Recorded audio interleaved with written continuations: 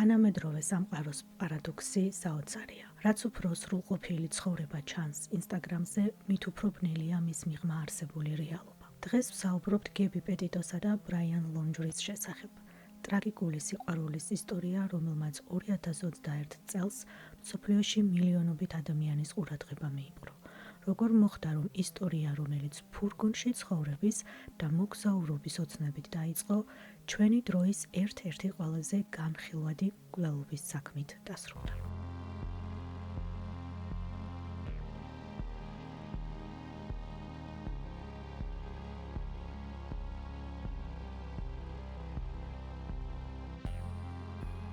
პატარა შენიშვნა სანამ უშუალოდ ისტორიაზე გადავალ, როგორც წესი სრულად გამზადებული ტექსტი არ მაქვს ხოლმე მსგავსი ვიდეოებისთვის, მაგრამ როგორც უმრავლესობამ მითხარით, ძირითადად უსმენთ ამ ვიდეოებს, ამიტომ გადავწყვიტე, რომ დღეისთვის სრული ტექსტი მოვამზადო და წავიკითხო, იმედი მაქვს, რომ ასე უფრო რითმული და სასიამოვნო მოსასმენი იქნება, ხოლო იმ ადამიანებისთვის, რომლებიც ვიდეოსაც უყურებთ, იმედი მაქვს, რომ უცნაური საყურებელი არ იქნება, სიამოვნებით გამიზიარეთ კომენტარების სექციაში, როგორ მოგეწონათ მსგავსი ფორმატის ვიდეო. 2021 წლის აგვისტოში გები პეტიტო და მისი საქმრო ბრაიან ლონჯრი ამერიკაში მოგზაურობდნენ თეთრი ფორდის ფურგონით. მათი ინსტაგრამის პროფილი იდეალური ურთიერთობის ისტორიას ყვებოდა. თვალწარმტაცი პეიზაჟები, იოგა ბუნებაში, ვეგანური კერძები, სპონტანური თავგადასავლები. გაბის ინსტაგრამის ბიოგრაფიაში ეწერა: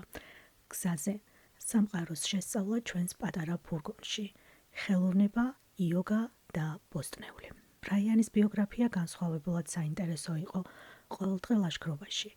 კოღოს ნაკბენები მედიის მიერ ტვინის გამორიცხვას სჯობია. გაბი პეტიტო და ბრაიან ლონჯრი ერთმანეთს სკოლიდან იცნობდნენ. გები ენერგიული, კრეატიული, ექსტროვერტი ტიპი იყო, რომელსაც დიდი ინტერესი ჰქონდა ხელოვნების და სოციალური აქტივობების მიმართ. ბრაიანი უფრო მშვიდი, ინტროვერტი, ბუნების მოყვარული იყო, რომელსაც საზოგადოებისგან დისტანცირება სურდა. ურთიერთობა სწრაფად განვითარდა. 2019 წლის აგვისტოში, მხოლოდ 9 თვის ინტენსიური ურთიერთობის შემდეგ, გები ნიუ-იორკიდან 1500 კილომეტრით მოშორებულ ფლორიდაში გადავიდა ბრაიანთან. მან ყველაფერი მიატოვა: ოჯახი, მეგობრები, სამსახური.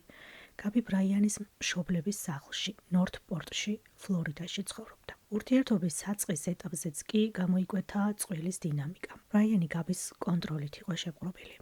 მოგვიანებით გამოქვეყნებული მათი ტექსტური შეტყობინებები ემოციური კონტროლის დახვეწილ ფორმას ავლენს. ბრაიანს შურდა გაბის სამსახურის. გაბი ტაკობელში მუშაობდა, რომ მოგზაურობისთვის ფული შეეგროვებინა. სამსახური, რომელიც რა თქმა უნდა უცხო ადამიანებთან ურთიერთობას გულისხმობდა. ბრაიანს შურდა გაბის თანამშრომლებთან ურთიერთობისაც. მუდმივად ეჭვიანობდა და გაბის ყოველდღიურობის გაკონტროლებას ცდილობდა. მაგალითად, ბრაიანმა ერთხელ გაბის პირადობის მოწმობაც კი მოიპარა, რათა მისთვის ხელი შეეშალა ღამით მეგობრებთან ერთად კინოში წასვლაში. ეს ფსიქოლოგიური კონტროლის და იზოლაციის კლასიკური ნიშანია. ოჯახში ძალადობის ორი მთავარი ინდიკატორი. ბრაიანი აკონტროლებდა როდის და რამდენად ხშირად ესაუბრებოდა გაბის საკუთარ ოჯახსაც კი. გაბი patchwork family-ს რასაც ეძახიან, ანუ მშობლებს ორივეს ახალი პარტნიორი ყავდათ, გაშორებული ოჯახები, მშობლები, სადაც მათ უკვე ახალი ოჯახი და ახალი პარტნიორები ყავთ. დედა ნიკოლი და მამა ჯო. აშკარად შესამჩნევია, რამდენად კარგი ურთიერთობა აქვთ ოთხივეს ერთმანეთთან. როგორ ძალიან უყვართ გაბი. და ვერც კი გაარჩევ მამას, მამინაცვალს ან დედას და დედინაცვალს ერთმანეთისგან. ბრაიანი მუდმივად ცდილობდა გაბის ოჯახთან ურთიერთობაში ჩარეულიყო და ყველაფერი სცოდნოდა. მაშინ როცა ბრაიანის ოჯახის პრობლემებს გაბიზე დიდი გავლენა ჰქონდა. ბრაიანის დედა განსაკუთრებით მძიმე შემთხვევა იყო, ძალიან სპეციფიური ქალია, რობერტა. თუ რობერტას ცუდი დღე ჰქონდა, მთელი ოჯახი საზღვარგარეთილებაში ვარდებოდა. გაბის მუდმივად შიში ჰქონდა, რომ რაღაცას არასწორად აკეთებდა, რომ შეცდომა არ დაეშვა და ბრაიანის მშობლები არ განაწყენებულიყვნენ. манипуляция, რომელიც ემოციური მოძალადეების ხშირი მახასიათებელია. ბრაიანს დედის განწყობა გაბიზე გადაქონდა და სხვა ადამიანის ემოციებზე პასუხისმგებელს გაბის ხდიდა. რაც განსაკუთრებით ასეთ ახალგაზრდა ასაკში, გაბი სულ 22 წლის იყო და ასეთი ახალი ურთიერთობისთვის ძალიან ძიმია. 2021 წელს გაბიმ და ბრაიანმა გადაწყვიტეს თავიანთი ფურგონი მობილურ სახლად გადაექციათ და 4 თვიანი მოგზაურობა დაეწყოთ, რათა YouTube-სა და Instagram-ზე თავიანთი ფურგონის ცხოვრება და გამოცდილება აღებეჭდათ და გაეზიარებინათ. მოგზაურობა დაიწყო 2021 წლის ივლისის დასაწყისში Long Island-ზე, გაბის ძმის ბოლო ზარის ზეიმის შემდეგ და უნდა დამთავრებულიყო ოქტომბრის ბოლოს პორტლენდში, ორეგონის შტატში. ტური მოიცავდა დასავლეთ ამერიკის ულამაზეს ადგილებს, ნაციონალური პარკების გავლით კანზასში, მონუმენტ როკის იგივე ცარცის პირამიდებით დაწყებული კოლორადოს უდაბნოს ქვიშის დიუნებით და იუტას ეროვნული პარკებით გაგრძელებული ვაიომინგის შტატში გრანდ ტიტონის პარკი და ბოლო გაჩერება პორტლენდში, რომლამდეც გაბი სამწუხაროდ ვეღარ მივიდა. ამ 4 თვე ნებისმიერი მოგზაურის ოცნებას ცხოვრობდნენ გაბი და ბრაიანი. ფურგონი იყო პატარა Ford Transit-ი, ზუსტად იმ ზომის, რომ იატაკზე ლეიბი და რამდენიმე კარა დაეტეოდა და სულ ეს იყო არც აბაზანა, არც ამზარეულო, მხოლოდ 2 ადამიანი დაახლოებით 6 კვადრატული მეტრის სივრცეში. მათ ფლორიდა 2021 წლის ივლისში დატოვეს და გეზი დასავლეთისკენ აიღეს.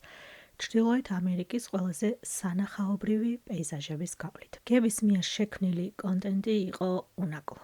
მზის ამოსვლისას იოგა, დიდებული მთის ქედების ფონზე რომანტიული მზის ჩასვლა და ერთად ვახშმის მომზადება, სოციალურ მედიაში ყველაფერი იდეალურად ჩანდა.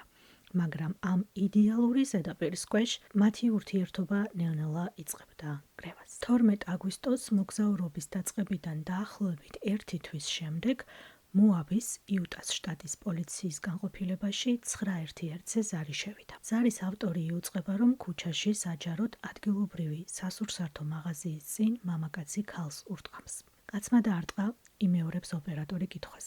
დიახ, კაცმა დაარტყა, იმეორებს ზარის ავტორი პასუხს. ამ დიალოგს განსაკუთრებით ვუსვამ ხალს, რადგან ის მოგვიანებით ძალიან მნიშვნელოვანი იქნება. პოლიციამ თეთრი ფურგონი ცოტა ხნის შემდეგ იპოვა. გადაჭარბებული სიჩქარით მოძრაობდა გზაზე და ბორდიურზე გადადიოდა. ფურგონში აშკარად რაღაც რიგზე არ იყო, პოლიციის თანამშრომლები ფურგონს აჩერებენ. მძღოლი ბრაიანი საჭესთან ზის და მშვიდად გამოიყურება, ზედმეტად მშვიდადაც კი. პოლიციელების ბოდიკამერის ჩანაწერზე სრულიად უდარდელი ჩანს გზავრის მხრიდან გაბი. ტირის, არა მხოლოდ ტირის, კანკალებს ფიზიკურად ეტყობა რამდენად მძიმე ფსიქოლოგიურ მდგომარეობაშია. ეს კადრები საკმაოდ მძიმე სანახავია, მაშინვე ჩანს როგორ მძიმე მდგომარეობაშია გაბი და როგორ ცდილობს ამ ყველაფრის დამალვას და არ შემჩნევას, მაგრამ არ გამოსდის. ბრაიანი ოფიცერს უხსნის, რომ გაბიმ საჭეს ხელი ჩაავლო, რამაც ყურადღება გადაატანინა მართვის დროს და ამიტომ გადაჭარბებული სიჩქარე და გზიდან გადასვლა და ამის გამო ბოდიშსაც იხდი. ყვება, რომ ისინი მთელი დილა ჩხუბობდნენ, რაღაც პირადი პრობლემები აქვთ. მოკლედ, ისე გამოყავს სიტუაცია, რომ თითქოს არაფერი განსაკუთრებული. არაფერი ისეთი, რაც ჩვეულებრივ წყვილს შორის არ შეიძლება რომ მოხდეს. გაბი შეშფოთებულია და პირდაპირ ბოდიშს იხდის. ოფიცერს ეუბნება, რომ მას გარკვეული პირადი პრობლემები აქვს და შემდეგ, როგორც ეს ხშირია ოჯახში ძალადობის შემთხვევაში, იწყებს დანაშაულის საკუთარ თავზე აღებას. ბოდიში რომ ასეთი ბოროტი ვარ, ხანდახან ობსესიური აშლილობა მაქვს და უბრალოდ ძალიან ვბრაზდები. გაბი ამტკიცებს, რომ მან ბრაიანის ძემა მიუხედავად იმისა, რომ თავდაპირველმა ზარის ავტორმა 9/1-ზე განაცხადა, რომ ბრაიანმა დაარტყა გაბის. პოლიციელები ბრაიანის სახესა და კისერზე ნაკაწრებს ხედავენ, სავარაუდოდ გების ფრჩხილებისგან და მაშინვე ფოტოს უღებენ. ბრაიანის ნაკაწრების სუმცირე ათეული ფოტო არსებობს. მაშინ როცა გაბის მხოლოდ 1 ან 2, არადა არსებობს ინფორმაცია ლოყაზე სისხლის ლაქის შესახებ, ეს სისხლის ლაქა უბრალოდ სისხლს ჩაქცევა. იმავე დღეს ინსტაგრამისთვის გადაღებულ ფოტოზეც კი ჩანდა. თუმცა ეს პოლიციის მიერ არ არის დოკუმენტირებული. მაშინ როცა ბრაიანს იმდენად ძლიერად აქვს გაბის სახეზე ხელი მონაჭერი, რომ გაბის ლოყაზე სისხლის დიოდა. პოლიცია ინციდენტს ოჯახში ძალადობის საქმედ არ აფასებს. ამის ნაცვლად სიტუაციას ფსიქიკური ჯანმრთელობის კრიზისად აფასებენ, თუმცა ამ კლასიფიკაციის არასწორობას ადასტურებს თვითონ ოფიცრებს შორის საუბრის ჩანაწერიც. სადაც ისინი მსჯელობენ, წაუყენონ თუ არა ბრალდება ბრაიანს. ანუ, რეალურად იციან რა ხდება. ეჭვი აქვთ და რომ მოინდომო, იოლად დაადგენენ სინამდვილეში რა ხდება. იმიტომ რომ მათივე საუბრიდან ჩანს, რომ იციან რა სიტუაციაში ტოვებენ გაბის. პატრულის მანქანაში საუბრისას ერთ-ერთი ოფიცერი ფრაითი მეორეს ეუბნება. ანუ ის გაბი 22 წლისაა, შეშინებული, ძალიან რთული დღე აქვს. ეს პირდაპირ კოდექსში წერია. აქ ნამდვილად ოჯახში ძალადობა გვაქვს, მაგრამ რამდენად შორს გსურს წასვლა. ოფიცერი რობინსი პასუხობს. ვიცი, რატომ არის ეს კანონი. ის არსებობს გაბის მსგავსი ადამიანების დასაცავად. განსაკუთრებით იმიტომ, რომ მათ ყოველთვის არ სურთ, რომ მას, ბრაიანს, პარტნიორს, ბრალი წაუყენონ. მათ სურთ, რომ ის შეჩერდეს და ციხეში არ მოხვდეს. შემდეგ კი ყველაფერი უარესდება. ოფიცერი ფრაითი კი და შემდეგ მათ კლავენ. მაგრამ ამის გაცნობიერების მიუხედავად ოფიცრები არჩევენ, რომ ბრალდება არ წაუყენონ ბრაიანს. გაბიც რა თქმა უნდა არაფერს ამბობს და პირიქით ბოდიშებს იხდის.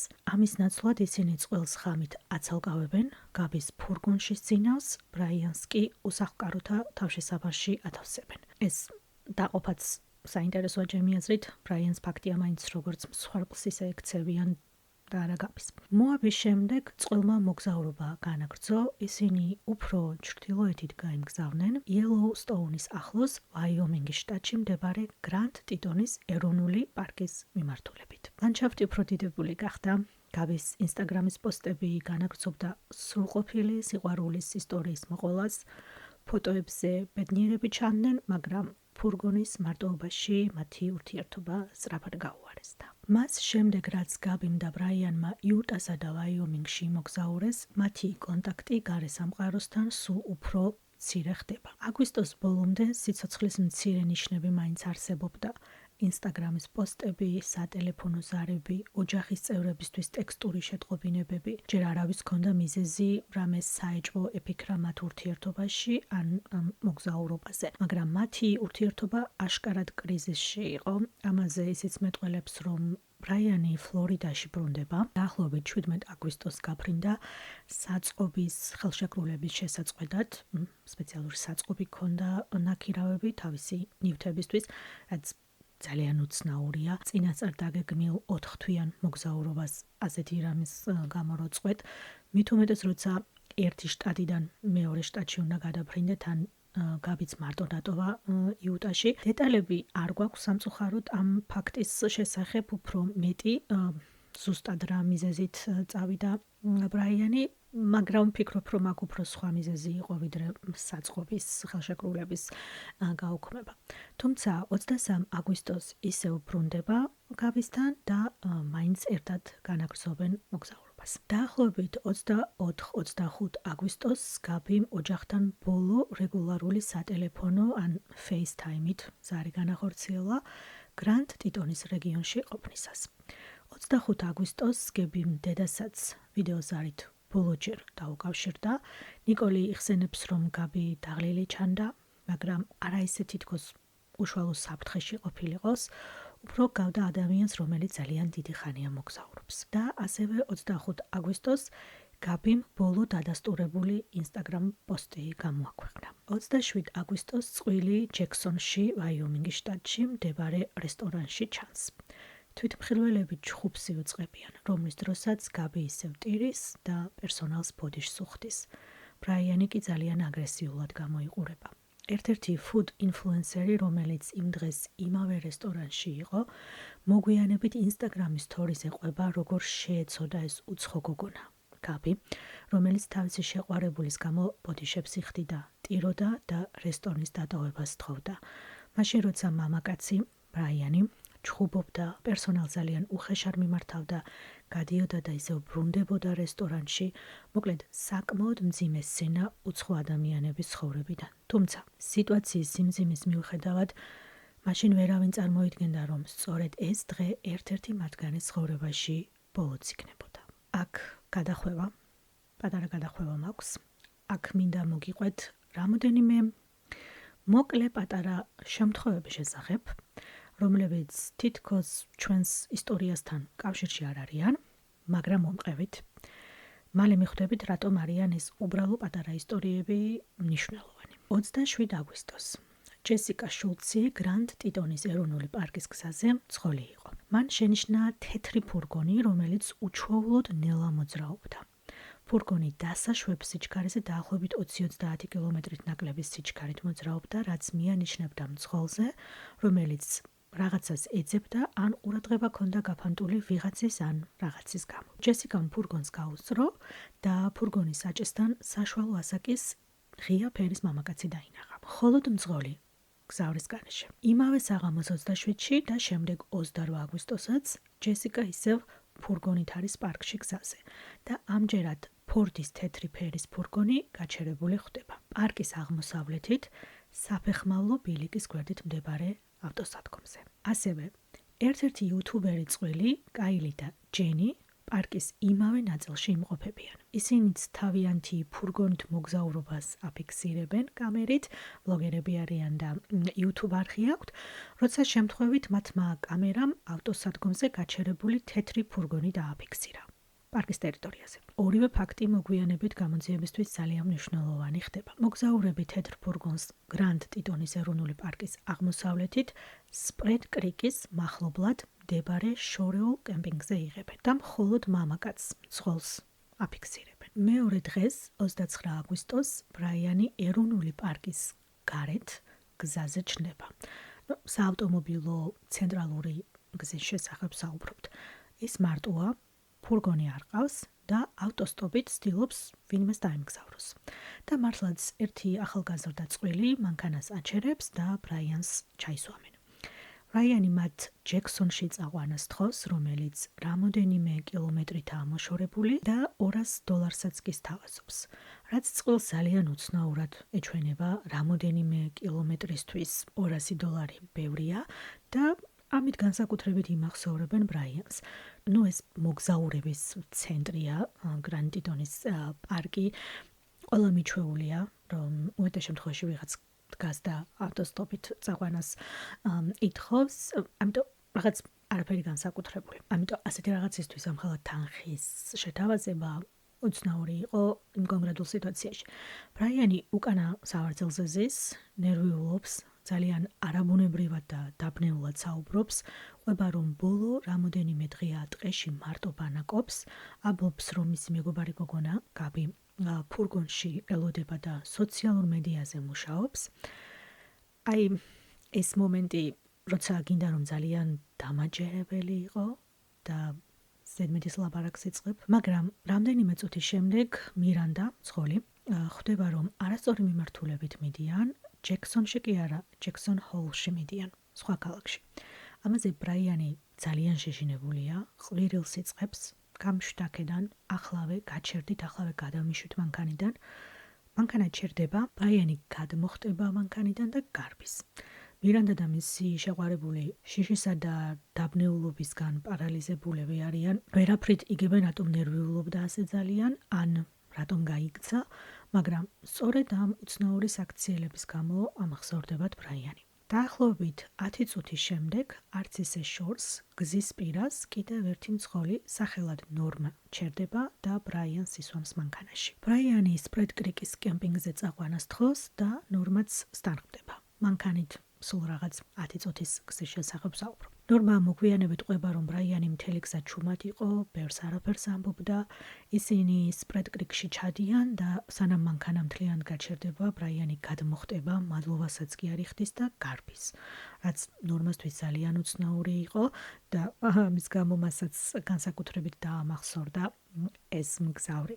ისევე როგორც ყველა სხვა დანარჩენს, ვისაც იმ დღეს ბრაიანთან კონტაქტი ჰქონდა, მოკლედ 27, 28 და 29 აგვისტო სხვადასხვა სიტუაციაში სხვადასხვა ადამიანები მხოლოდ ბრაიანს ხედავენ. გაბის შესახებ არაფერი ვიცით. 30 აგვისტოს ბოლო ვიდეო ზარიდან რამდენიმე დღეში გაბის დედა ნიკოლი ტექსტურ შეტყობინებას იღებს გაბისგან. შეტყობინება გაბის ტელეფონიდან არის და მასში წერია: შეგიძლიათ სტენს დაუკავშირდეთ, მე მხოლოდ მის ხმოვან შეტყობინებებს და გამოტოვებულ ზარებს ვიღებ. სტენი გაბის ბაბუაა და ნიკოლისთვის ეს ტექსტი ძალიან უცნაური იყო. გაბი არასდროს ეძახდა ბაბუას სტენს. ყოველთვის ბაბუად მოიხსენიებდა. ნიკოლი შემდეგ ყვება, რომ ძალიან უცნაური იყო ეს შეტყობინება მისთვის და ძალიან უცნაური შეგრძნება დაუტოვა ფაქტმა, მაგრამ არ უნდა ეს ლამაზი დღეები დაკითხვებით ჩაიშხამებინა გაბისთვის და გადაწყვეტილი ჰქონდა, რომ ჩამოვა, აუცილებლად უნდა ვისაუბროთ. კრიმინოლოგიური თვალსაზრისით, ასეთი შეტყობინებები ტიპიურია დამნაშავეებისთვის, რომლებიც დროის მოგებას ცდილობენ, მათ სურთ შექმნან შთაბეჭდილება, თითქოს ყველაფერი ნორმალურადაა, მაშინ როცა უკანა ფონზე უკვე მტკიცებულებები ნადგურდება, ან გაქცევის მარშრუტები მზადდება. იმავე დღეს ნიკოლი გაბის მობილური ტელეფონიდან ტექსტურ შეტყობინებას იღებს. იოსემიტში მიღება არ არის. რაც ძალიან უცნაური შეტყობინებაა. პირველ რიგში იოსემიტი მათ მარშრუტზე საერთოდ არ იყო. წესით იქ საერთოდ არ უნდა ყოფილიყვნენ და გარდა ამისა, გეოგრაფიულადაც აზრს არ იძლევა ეს შეტყობინება. იოსემიტი, რომელიც ასევე ულამაზესი ნაციონალური პარკია, ოღონდ კალიფორნიაში, სიერა ნევადას მთებში, სხვათა შორის ერთ-ერთი უძველესი ოფიციალურად დაცული ბუნებრივი ტერიტორია. ანუ ის კი არ არის გამორიცხული, რომ მსგავს ადგილზე წასულიყვნენ გაბი და ბრაიანი. პირიქით, ძალიანაც ერგება მათ იოსემიტი, მაგრამ სპრედ კრიკის კემპინგიდან, რომელიც გრანდ ტიტონის პარკში მდებარეობს, სადაც 29 აგვისტოს წინა დღეს ნორმან ბრაიანი მანქანით მიიყვანა და დატოვა, დაახლოებით 1600 კილომეტრითაა მოშორებული. აბსოლუტურად სხვა მიმართულებით და სხვა შტატში. 1 სექტემბერს საღამოს 6 საათზე ბრაიანი ფლორიდაში, ნორთპორტში, მშობლების სახლში ბრუნდება. მარტოა. მაგრამ ამაზე საინტერესო ის არის, რომ მას გაბის ფურგონი ყავს, მაგრამ გაბი არ ახლავს. გაბის ოჯახის წევრები იწყებენ მის ძებნას. რაღაც პერიოდი მხოლოდ SMS-ით კომუნიკაცია ნორმალური იყო, ბუნებაში არიან, სოციალურ კონტაქტებს მაქსიმალურად მოშორებულები და მშობლებიც ყოველდღიურად არ ურეკავდნენ, მაგრამ დღეების გასვლასთან ერთად სიტუაცია იცვლება. გაბი არანაირი ფორმით აღარ გამოდის კავშირზე. ნიკოლს, გაბის დედას, გაბის ბოლო უცნაური SMS-ი ახლა კიდევ უფრო უცნაური ეჩვენება და რადგან გაბის ვერ უკავშირდებიან, ცდილობენ ბრაიანის ოჯახს დაუკავშირდნენ. დანიშნულები არიან ამ დროს, ერთად ცხოვრობენ, ერთად არიან გაბი და ბრაიანი გზაში, რა თქმა უნდა ფიქრობენ, რომ იქეთ ბრაიანის მშობლებიც ვერ უკავშირდებიან ბრაიანს, ისინიც ძალიან დარდობენ და იქნებ იმათ რაღაც ისეთი იციან, რაც ჩვენ არ ვიცით და იწყებენ ბრაიანის ოჯახთან დაკავშირებას. უშედეგოდ, არანაირი უკუკომუნიკაცია, არც ერთ ზარზე ან SMS-ზე პასუხი. ვერც ბრაიანთან და ვერც მის ოჯახთან კონტაქტზე ვერ გადიან. ჯერ დედა დაბლოკეს ნიკოლი და შემდეგ გაბის მამაც ჯო. ვერც კი წარმოვიდგენ, რამდენად მძიმე სიტუაციაში იყვნენ გაბის მშობლები. როცა შვილს ეძებ, ერთადერთი ადამიანი, ოჯახი უბრალოდ, რომელმაც შეიძლება იცოდეს, სადაა შენი შვილი, უპასუხოდ გტოვებს და სრულიად უმიზეზოდ გბლოკავს. მოკლედ, გაბის ოჯახი დღეების განმავლობაში 1 სექტემბრიდან მოყოლებული არაერთხელ ცდილობს გაბისა და ბრაიანთან დაკავშირებას, მაგრამ პასუხს ვერ იღებენ. შემდეგ ნიკოლი გრანდ ტიტონის ეროვნული პარკის რეინჯერებს ურეკავს. ჩემი ქალიშვილია დაკარგული, 22 წლისაა და მოკლედ გთხოვთ დამეხმარეთ მის ძებნაში. რეინჯერები ეუბნებიან, რომ ეს ჩვენს იურისდიქციაში არ შედის, თქვენ ვაიომინგის პოლიციას უნდა დაურეკოთ. ნიკოლი ურეკავს ვაიომინგის პოლიციას და ისინი ეუბნებიან, რომ თქვენ აქედან არ ხართ, თქვენი შვილი აქედან არ არის. ეს ჩვენს იურისდიქციაში არ შედის, სხვა შტატიდან მსგავს განცხადებას ვერ მივიღებთ. ადგილობრივ პოლიციას უნდა მიმართოთ. და ასე დღეები გადის ამ დარეკვებში და მიმოწერებში უკვე 11 სექტემბერი გვაქვს. ბოლო იმედი არის ის, რომ ფლორიდაში ნორთპორტის პოლიციას ურეკავს, სადაც გაბი და ბრაიანი მოგზაურობამდე ცხოვრობდნენ და პოლიცია თანხმდება, რომ ოჯახის მისამართზე პატრულს გააგზავნიან. ორი პოლიციელი ლონდრების ოჯახში მიდის, კარს მამა აღებს, ოფიცერი უხსნის, რომ გები პეტიტოს ვეძებთ, რამდენიმე დღეა ოჯახთან კონტაქტში არ არის, გავიგეთ, რომ თქვენ შვილთან ერთად მოგზაურობს და იქნებ დაგვეხმაროთ. მამის პირველი სიტყვები არავისთან ლაპარაკი არ გვინდა და ამას ამატებს ბრაიანი აქ არის. ოფიცერი და გაბი სად არის? არ ვიცი, ჩვენ ადვოკატი გვყავს და გთხოვთ ჩვენს ადვოკატს დაუკავშირდით. ჩვენ მხოლოდ თქვენ შვილთან საუბარი გვსურს. არა, მასთან საუბარი არ შეიძლება. ადვოკატის გარეშე არავის ვესაუბრებით.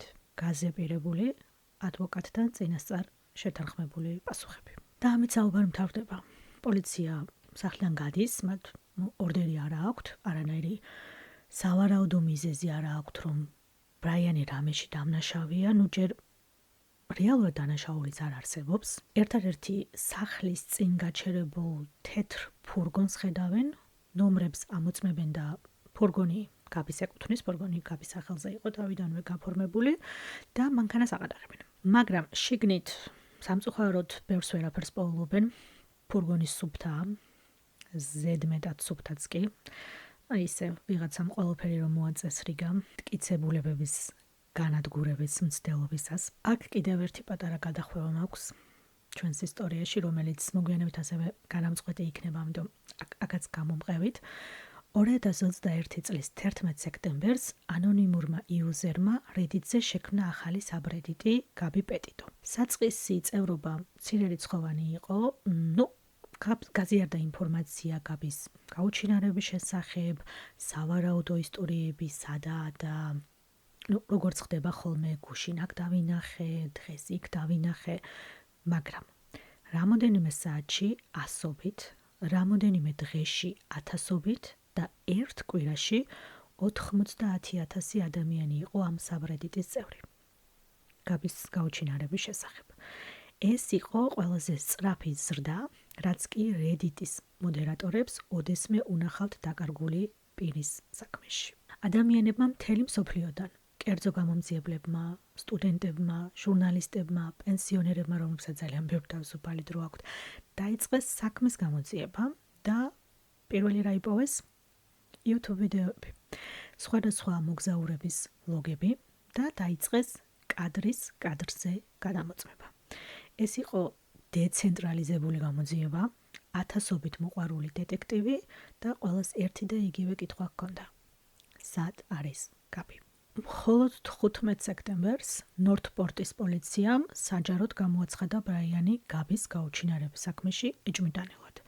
და რადგან ეს საქმე სხვადასხვა შტატებს მოიცავდა, FBI ერთვება გამოძიებაში და ადგილობრივ ხელისუფლებასთან თანამშრომლობით იწყებენ სხვადასხვა ტერიტორიებზე გაბის ძებნას. მაგრამ უზარმაზარი ტერიტორიის შესახებ საუბრობთ. სად უნდა ეძებო? იყენებენ გაბის შეტყობინებებს, სად იყო, საიდან მოიწერა, პოსტებს, საიდან პოსტავდა, მაგრამ მაინც უზარმაზარი ტერიტორიის შესახებაა საუბარი. ბრაიანი არ გვაწყდეს ფურგონით ფლორიდაში დაბრუნდა. თუ გაბის რამე დაემართა და ამაში ბრაიანი ადამნაშავე, ეს ვაიომინგიდან ფლორიდამდე გზაზე ნებისმიერ ადგილზე შეიძლება რომ მომხდარიყო. ბრაიანის ოჯახის ადვოკატი აცხადებს, რომ იჩხუბეს, ბრაიანი ფურგონით დაბრუნდა სახლში, გაბის დაბრუნება არ უნდოდა და ვაიომინგში დარჩა. ესაა ერთადერთი ინფორმაცია, რასაც იძლევიან. წარმოიდგინეთ, გოგო მათ სახლში ცხოვრობდა, მათი შვილი საცოლე იყო, გაქრა და მათი პირველი და ერთადერთი რეაქცია არის ჩვენს ადვოკატს დაელაპარაკეთ. 16 სექტემბრის პრესკონფერენციაზე გაბის ოჯახი საზოგადოებისთვის ფოტოებს აქვეყნებს და გაბის ძიებაში დახმარებას ითხოვს. ინფორმაცია ტელევიზიით ვრცელდება და უკვე მთელი ქვეყანა ერთვება გაბის ძებნაში. ზუსტად ამ დღეებში Reddit-ის იუზერებიც განსაკუთრებით აქტიურები ხდებიან და ჩვენი იუთუბერი წყვილი, კაილი და ჯენი, გახსოვთ, მათმა კამერამ ფორდის ფურგონი რომ დააფიქსირა ტიტონის პარკში, შეტყობინებებს იღებენ უცნობი ადამიანებისგან ინტერნეტში გადაამოწმეთ თქვენი ვლოგის კადრები. აგვისტოს ბოლო დღეებზე მგონი გაბის ფურგონი გყავთ დაფიქსირებული და მართლაც სპრედ კრიკის ავტოსადგომი და თეთრი ფურგონის კადრები რამოდენიმე წუთში ვირალური ხდება. FBI კიდევ კარგი არ აიგნორებს ამ ფაქტს და ძიების ადგილს ცვლის და იწყებენ იმ ადგილების დაფარვას, სადაც YouTube-ის ვიდეოს კადრებში თეთრი ფურგონი ჩანს. და ორ დღეში 2021 წლის 19 სექტემბერს პოულობენ ახალგაზრდა ქალის გვამს. ჩალის ქუდით და კემპინგის ნივთებით. არსებობს ფიზიკური ძალადობის თვალსაჩინო კვალი, თავის ტრამვები, კისრის ტრამვები და ხელით დახრჩობის ნიშნები. მსხვერპლის სახე ადვილად არ არის ამოსაცნობი სამწუხაროდ, მაგრამ ცხედარს იგივე სვიტერი აცვია, რაც გაბის ბოლო Instagram ფოტოში ვნახეთ 25 აგვისტოს. 25 აგვისტოს. არ დაგავიწყდეთ. გახსოვთ 27, 28, 29 აგვისტოს ისტორიები, პატარა გადახვევები რომ მოგიყევით. მთელი ამ დროის განმავლობაში სავარაუდოდ გაბი უკვე ცოცხალი აღარ იყო. ბრაიანი იქეთ-აქეთ რომ დადიოდა ავტოსტოპით და ცირკს აწყობდა. ოფიციალურად გარდაცვალების მიზეზი არის თავის ტრამვა და ხელით დახრჩობა. მას შემდეგ რაც გაბის ცხედარი იპოვეს, ბრაიან ლონჯრი ოფიციალურად მკვლელობაში ეჭვმიტანილი ხდება. გვამის პოვნამდე რამოდენიმე დღით ადრე, კერძოდ 13 სექტემბერს, როცა ბრაიანს ჯერ შორიდან უყურებენ, უთვალთვალებენ, იმიტომ რომ გვამი არ არსებობს, დანაშაულიც არ არსებობს.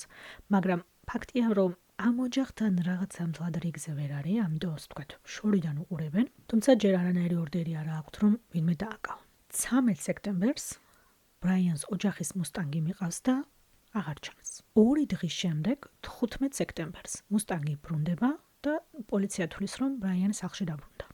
მაგრამ სინამდვილეში, როგორც აღმოჩნდება, ეს რობერტა ლონჯრი, ბრაიანის დედა იყო, ბეისბოლის გუდით და ბრაიანის ტანსაცმლით. პოლიციას რობერტა თავის შვილში აერია.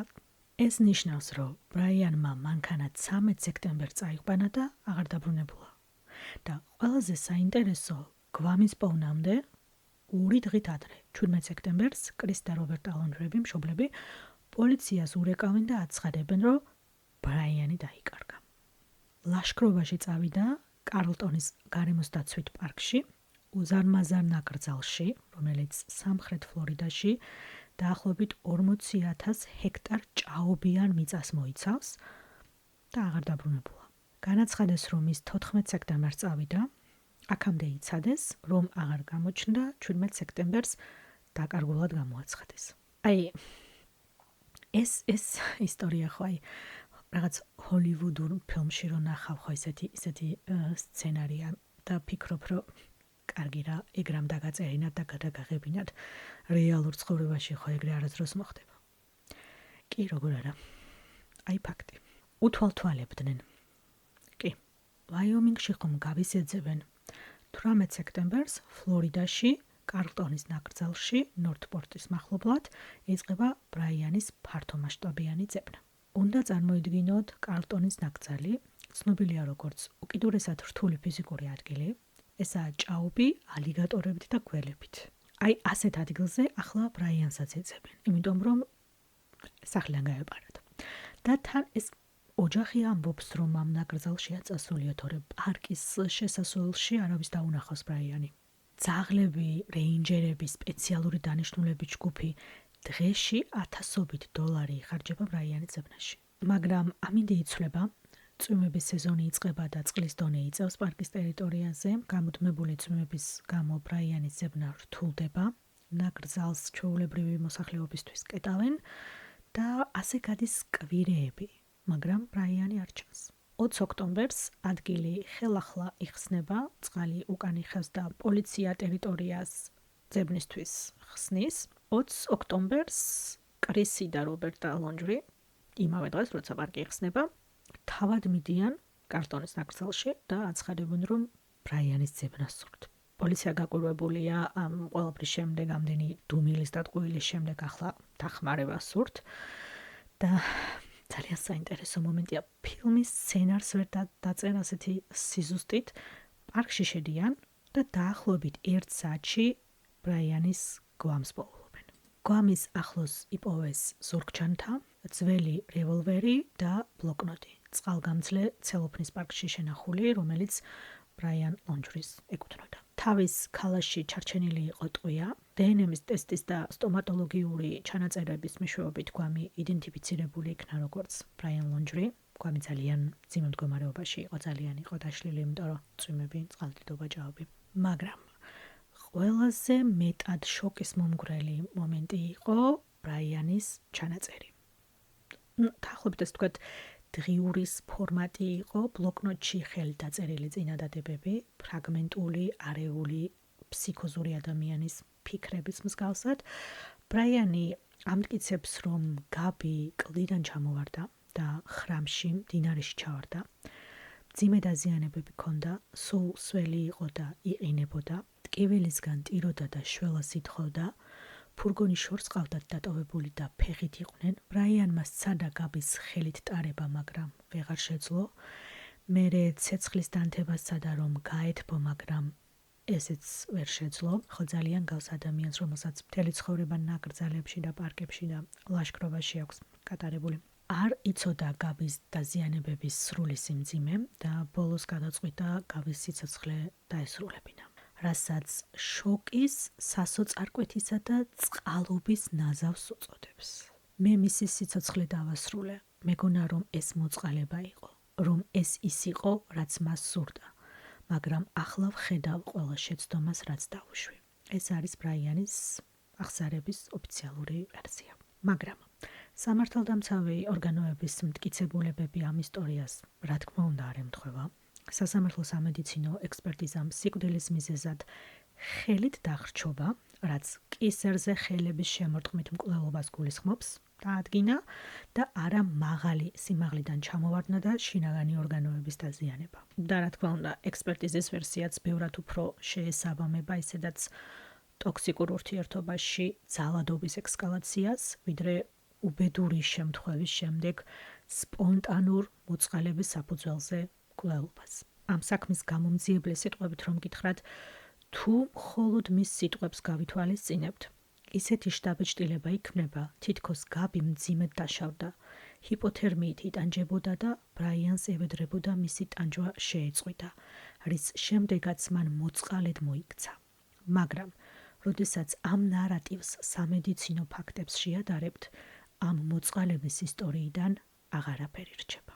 როცა სრული ისტორია იცი, ხედავ იმ კრიტიკულ მომენტებს, რომლებსაც გაბის სიცოცხლის გადარჩენა შეეძლოთ და პირველი მოაბის პოლიციის საქციელი გახსენდება. როგორ ზუსტად იწინასწარმეტყველა ოფიცერმა სადამდე მივიდოდა ეს ურთიერთობა და როგორ დამთავრდებოდა ეს ისტორია გაბისთვის. პეტიტოს ოჯახმა სხვათა შორის მოაბის ქალაქის პოლიციის დეპარტამენტის წინააღმდეგ სამოქალაქო სარჩელი შეიტანა.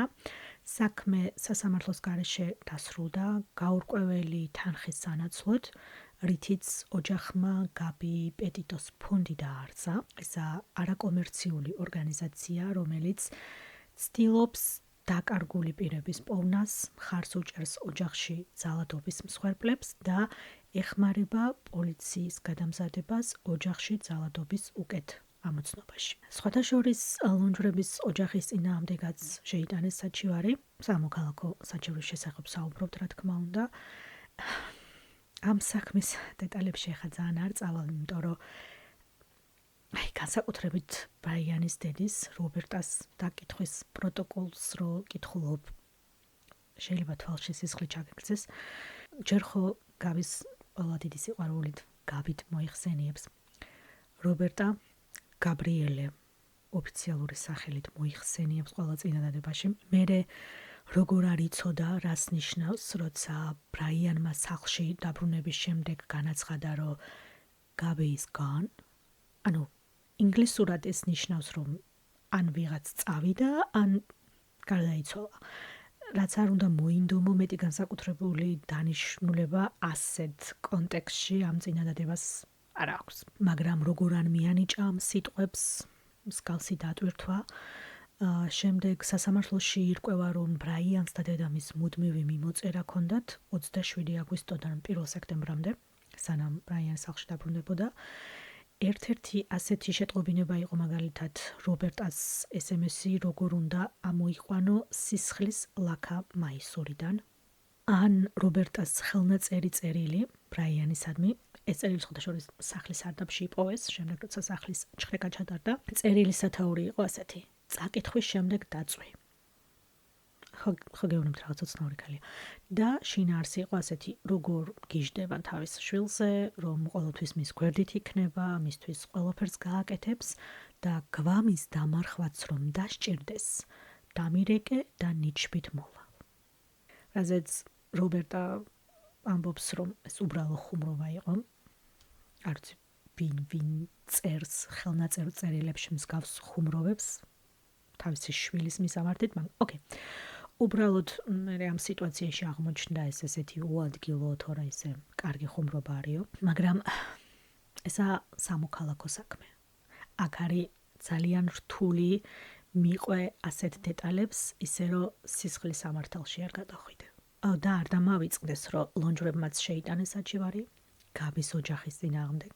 არ მოგესმათ? გაბის ოჯახის წინააღმდეგ.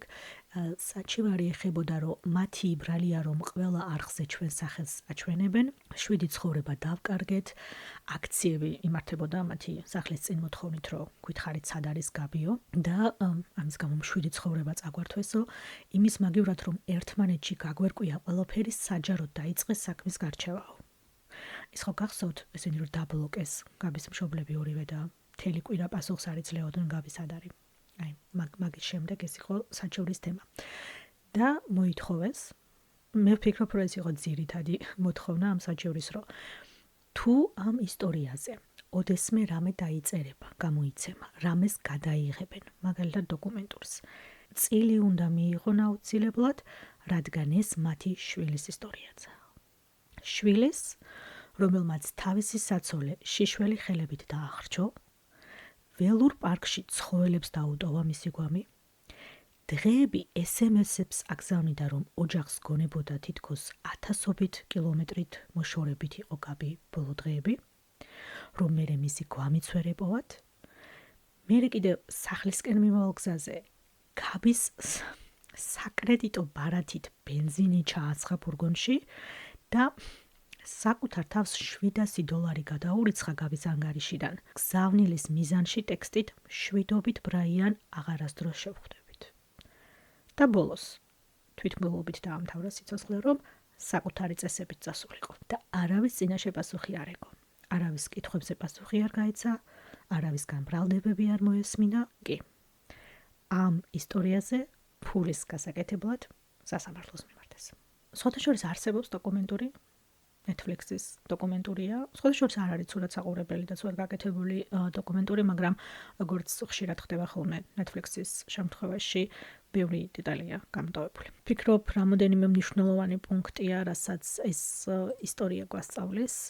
პირველი, ყოველთვის დაუჯერებთ ოთახში ყველაზე 7 ადამიანს. რაიანი 7 იყო, თავაზიანი, სტაბილური ჩანდა, მაგრამ ეს ხშირად манипулаტორი ადამიანის მახასიათებელი ნიშანია. მეორე, იზოლაცია გამოფრთხილებელი ნიშანია.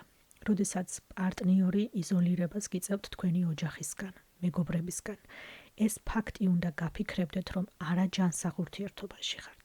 მესამე, პოლიციას უკეთესი ტრენინგი სჭირდება ოჯახში ძალადობის საკითხებში. მოაბის პოლიციას გაბი საფრთხის ქვეშ მყოფ პიროვნებად და ბრაიანი პოტენციურ საფრთხედ რომ ამოეცნო, სავარაუდოდ ეს საქმე აქამდე არ მევიდოდა. და ბოლოს, სოციალური მედია ტყუილია. იდეალური Instagram ცხოვრება ბნელ რეალობას მალავდა.